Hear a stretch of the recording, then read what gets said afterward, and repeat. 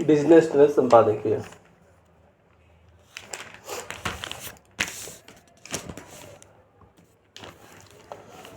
मुद्रास्फीति लक्षित करने की व्यवस्था में सुधार की अवसर। भारतीय रिजर्व बैंक ने आरबीआई ने अपने मुद्रास्फीति लक्ष्य निर्धारित ढांचे को लेकर सार्वजनिक टिप्पणियां आमंत्रित करने का फैसला किया, जो स्वागत योग्य है। सलाह मशविरा एक स्वस्थ प्रवृत्ति है, लेकिन ढांचे में बदलाव करने से पहले यह सवाल पूछना चाहिए, व्यवस्था कितनी कारगर रही है।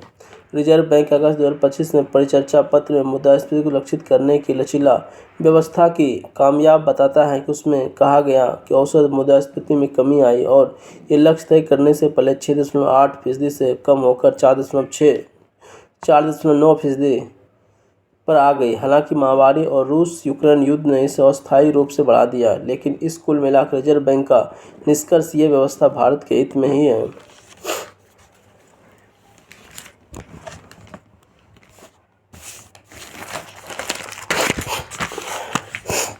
एक एफआईटी कितने कामयाब हो रही, इसके आकलन के लिए हमें पहले ये पूछना चाहिए कि मुद्रास्फीति में कितनी कमी आई है। मुद्रास्फीति में कमी करने के दो अनिवार्य तरीके।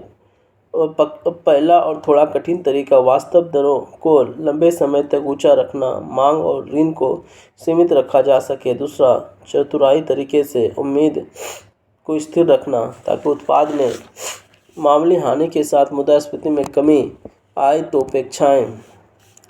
उपेक्षा सामान्य तभी स्थिर रहेगी, तभी निरंतर और दृढ़ कार्रवाई के माध्यम से विश्वसनीय अर्जित की जा सकती। जैसे कि चर्चा में कहा गया कि भारत के आंकड़े वास्तव में अपस्फीति या मुद्रास्फीति में कमी को दर्शाते हैं। कठिन सवाल यह है कि रिजर्व बैंक ने कौन से मार्ग अपनाया। क्या मुद्रास्फीति इसलिए घटी क्योंकि अपेक्षाएं विश्वसनीय रूप से स्थिर हो गई, ये चतुराई का रास्ता, या फिर इसलिए क्योंकि वास्तविक ब्याज दरें ऊंची रखी गई, यानी कठोर रास्ता। अगर एफआईटी ने वांछित काम किया है तो अपेक्षा 4% के आसपास ठहर जाएंगे, भले ही वास्तविक मुद्रास्फीति गतिशील रहे हो। असली परीक्षण यह है कि क्या अपेक्षाएं वास्तविक महंगाई से अलग हो गई या नहीं।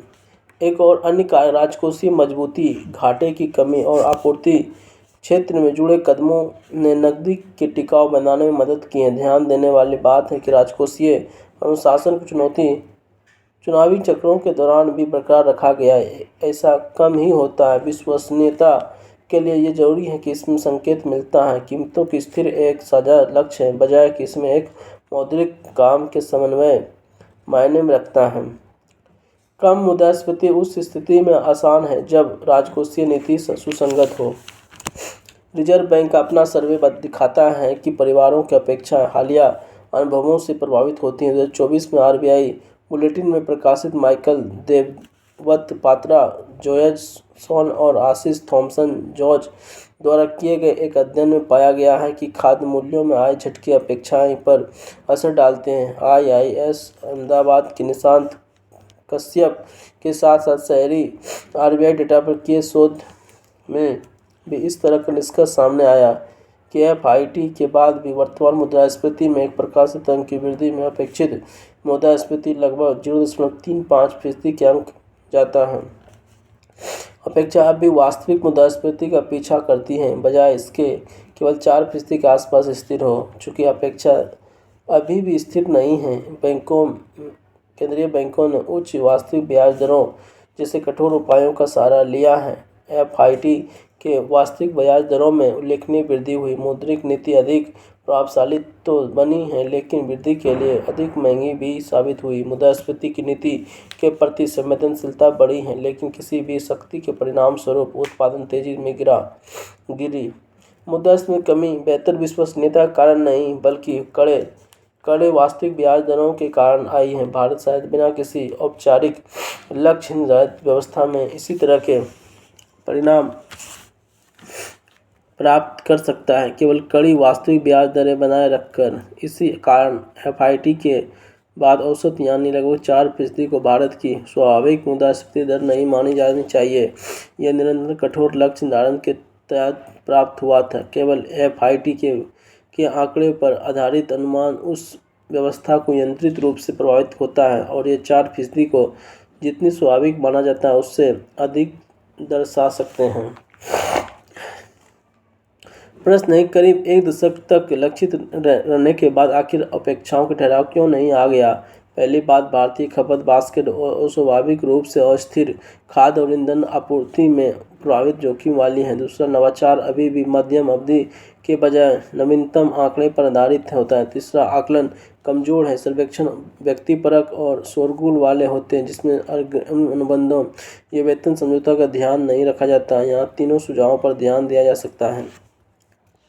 अपेक्षाओं का बेहतर आकलन, नीति निर्माताओं के सर्वेक्षण से आगे बढ़कर वास्तविक संबंधों की अपेक्षाओं का अनुमान लगाना चाहिए। वस्तु और सेवा कर पर अग्रिम मूल्य प्रतिबद्धताओं से संबंधित आंकड़ा बता सकता है कि कीमतें कितनी पहले तय की जाती हैं, इसके कितने बार संशोधन किया जाता है। बाजार आधारित संकेतक जैसे इंडेक्स्ड बॉन्ड और दीर्घकालिक यील्ड इसके पूरक होने चाहिए और इसे मौद्रिक नीति समिति की चर्चाओं में व्यवस्थित और पारदर्शी रूप से उपयोग किया जाना चाहिए। अपेक्षाओं के निर्धारण का कारण भारत शोध केंद्र बने। अनुबंध स्तरीय डेटा, पारिवारिक समितियों और बाजार संकेतकों का उपयोग करके उच्च गुणवत्ता वाले भारत विशिष्ट लक्ष्यों से यह जांचना चाहिए क्या खाद्य मूल्य में उतार चढ़ाव प्रमुख भूमिका निभाते हैं। यदि ऐसा है तो जब भी मानसून से जुड़े झटके आएंगे तो विश्वसनीयता बनाए रखना महंगा साबित होगा और कठोर मुद्रास्फीति लक्ष्य निर्धारण उपयुक्त नहीं रहेगा। यदि ऐसा नहीं है तो एक टिकाऊ आधार बनाने की अधिक गुंजाइश रहेगी। किसी भी स्थिति में नीतिगत ढांचा खराब तरीके से मापी गई अपेक्षाओं पर आधारित नहीं होनी चाहिए और साक्ष्य पर आधारित नियमित रूप से उन्नत किया जाना चाहिए। ढांचे में लचीलापन लाएं। जब तक हम अपेक्षाओं को सही ढंग से नहीं मापते और नहीं समझते कि उन्हें प्रभावित करने वाले कारक क्या हैं, तब उन्हें विश्वसनीयता रूप से स्थिर करना संभव नहीं है। एक संकीर्ण बिंदु लक्ष्य पर जोर देने से मौद्रिक नीति पर पूरा भार आ जाता है और खाद्य मूल्य में तेज बढ़त के समय आर्थिक वृद्धि के नुकसान पहुंचने का जोखिम रहता है। एक व्यापक सीमा मसलन 3 से 6% संरचनात्मक अस्थिरता को स्वीकार करते हुए जवाबदेही को बनाए रखेगा। एक बार फिर अपेक्षाओं की प्रक्रिया को बेहतर ढंग से समझा और मापा जा सके तब तक इस सीमा को संकुचित किया जा सकता है। भारत में मुद्रास्फीति को लक्षित करने से मुद्रास्फीति में कमी आई है, लेकिन मोटे तौर पर ऐसा गलत वजहों से हुआ। अपेक्षाओं के प्रबंधन के बजाय यह उच्च वास्तविक दरों और वृद्धि की अधिक लागत आरोपित करने पर केंद्रित है। मौजूदा समीक्षा सुधार का एक अवसर देता है, मसलन बेहतर डेटा के साथ अपेक्षाओं का आकलन, भारत केंद्रित शोध में गहराई लाना और देश की अपेक्षाओं के बनने को लेकर बनने के दायरे में लचीलापन रखना। लक्ष्य वही है, टिकाऊ रूप से मुद्रास्फीति को कम रखना। हमें रास्ते को जबरदस्ती उपायों से हटकर साक्ष्य संचार और यथार्थवाद पर आधारित विश्वसनीयता की ओर हस्तांतरित किया जाना चाहिए।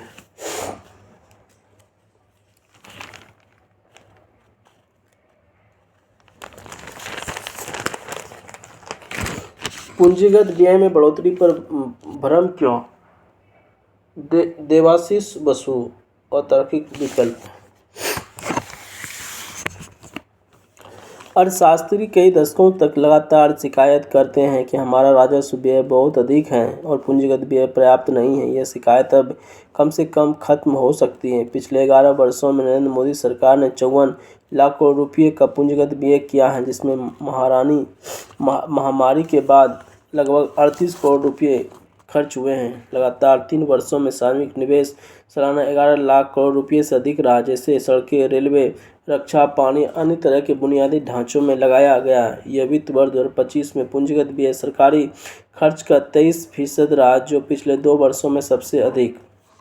निश्चित रूप से इस तरह के खर्च का हमें एक साथ थोड़ा आर्थिक और गैर आर्थिक लाभांश मिलना चाहिए था, यानी तेज कनेक्टिविटी, बुनियादी ढांचे की कम या स्थिर लागत या उच्च उत्पादकता और उत्पादन की इस रफ्तार में बढ़त हो।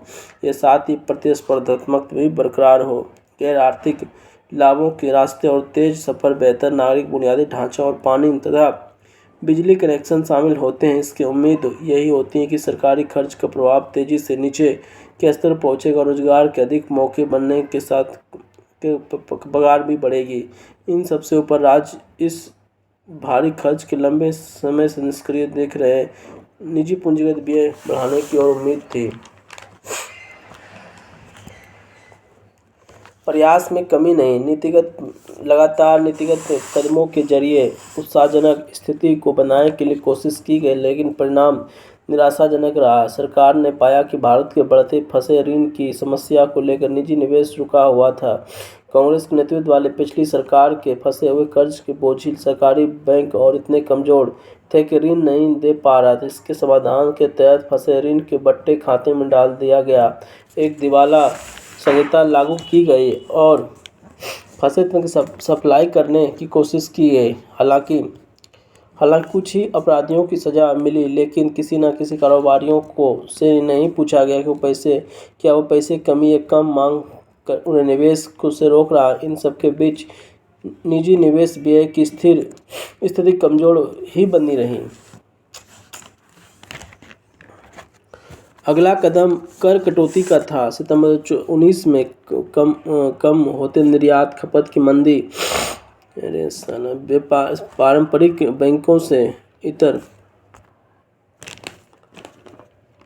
बैंकों से इतर बैंक जैसे वित्तीय गतिविधियों में लिप्त खिलाड़ियों के कारण संकट की आशंका बढ़ी। कंपनी कर की दरों में भारी कमी कर दी गई। अर्थशास्त्र की पाठ्यपुस्तक जैसे दिया गया तर्क था कि कम से कम मुनाफा बढ़ेगा और इससे दोबारा निवेश को बढ़ावा मिलेगा। एक बार फिर किसी ने भी स्पष्ट सवाल नहीं पूछा कि क्या कंपनियों को उच्च कर या कमजोर मांग रोके हुए थे।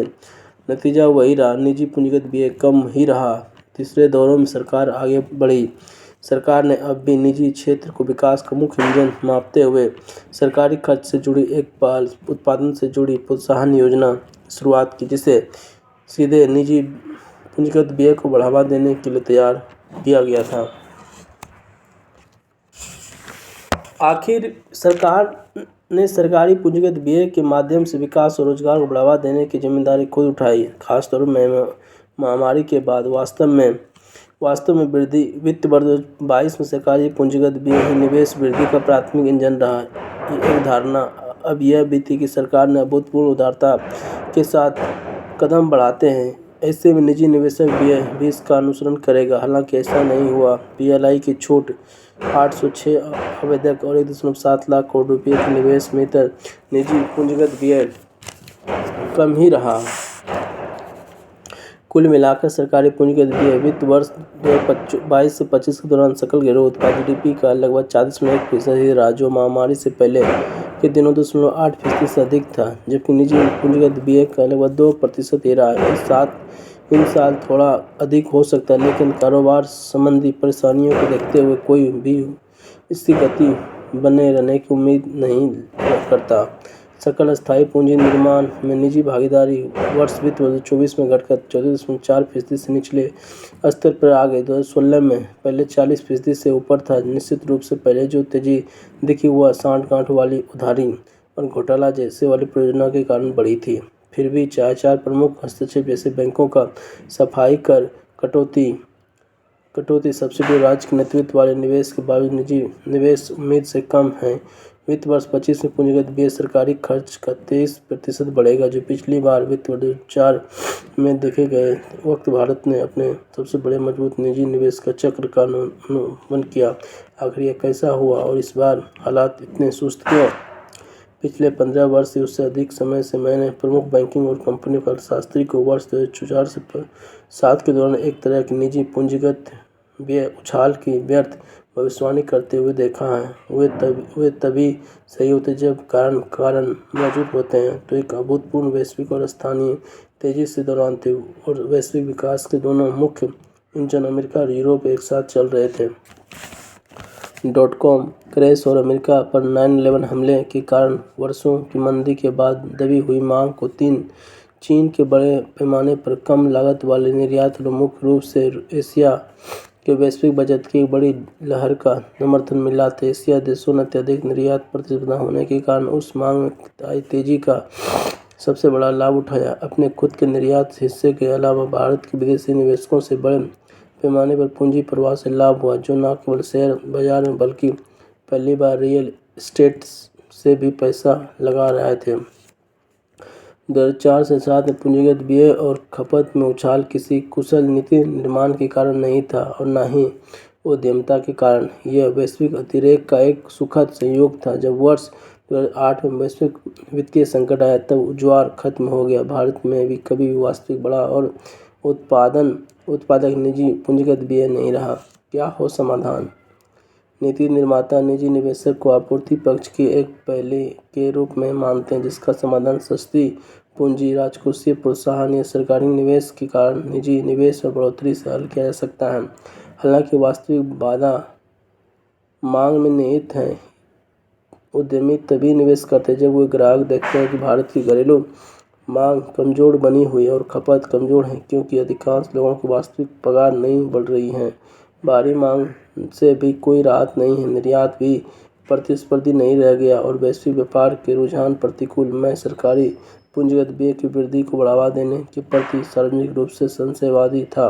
2 साल से भी पहले मैंने लिखा था कि सरकार ने बड़े दबाव के साथ आर्थिक वृद्धि का पासा फेंका। आइए उम्मीद करते हैं कि पासा फेंकने के बेहतर परिणाम मिले। भारत की निवेश समस्या तब तक हल नहीं होगा जब तक कि नीतिगत दृष्टि कंपनियों के बही खाते से हटकर अपने नागरिकों की आमदनी पर केंद्रित नहीं होती।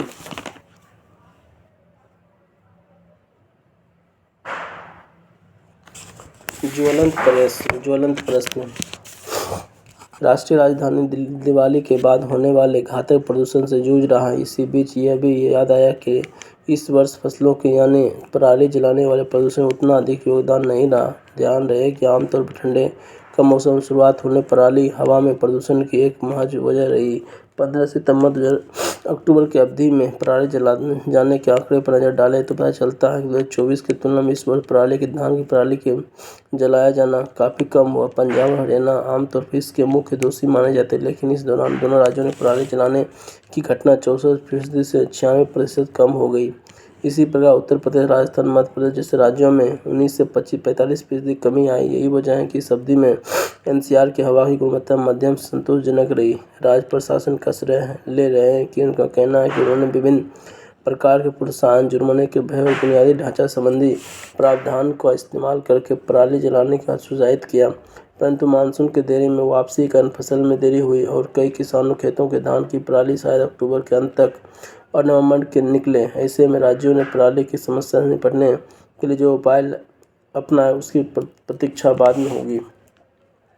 पराली जलाने की समस्या से निपटने के लिए सैद्धांतिक रूप से 2 तरीके। पहला, फसल अवशेष प्रबंधन, और जहां पराली का उपचार धान के खेतों में ही किया जाता है, वही रसायनों की मदद से उसे विघटित किया जाता है। हैप्पी सीडर्स जैसे मशीनों की मदद से किसान पिछली फसल के अवशेषों को ऊपर आसानी से अगली फसल के सीधे बुआई कर सकते हैं। राज्य सरकार CRS मशीनों की खरीद पर 50 से 80% सब्सिडी देती है। दूसरे तरीके से पराली खेतों के दूर प्रसंस्करण केंद्र ले जाता है और वहां से पालतू पशुओं के चारे या बिजली संयंत्रों में ईंधन में बदला जाता है, परंतु दोनों ही तरीके में अपनी अपनी कमियां हैं। पंजाब और हरियाणा के बारे में कहा जाता है कि वहाँ पर्याप्त संख्या में CRS मशीनें उपलब्ध जो धान के तमाम खेतों में काम कर सकती हैं, परंतु पंजाब में केवल 1/3 किसान ही इसका इस्तेमाल करना चाहता है। उनकी अनिच्छा की वजह यह धारणा है कि CRS मशीन की उत्पादकता प्रभावित करती है और इसके चलते कीटों के हमले की आशंका बढ़ जाती है। इस समस्या किसानों को शिक्षित करके दूर किया जा सकता है। जहाँ तक दूसरे उपायों की बात है तो किसानों को अपने फसल अवशेष को अपने खेत पर प्रसंस्करण संयंत्र का ले जाना चाहता है। इस दोनों राज्य सरकार ने किसानों को भारी प्रोत्साहन देकर इंडियन ऑयल कॉरपोरेशन के साथ तालमेल करके पानीपत में एथेनॉल संयंत्र पर आपूर्ति तय करके दिक्कत को दूर करने की कोशिश की गई।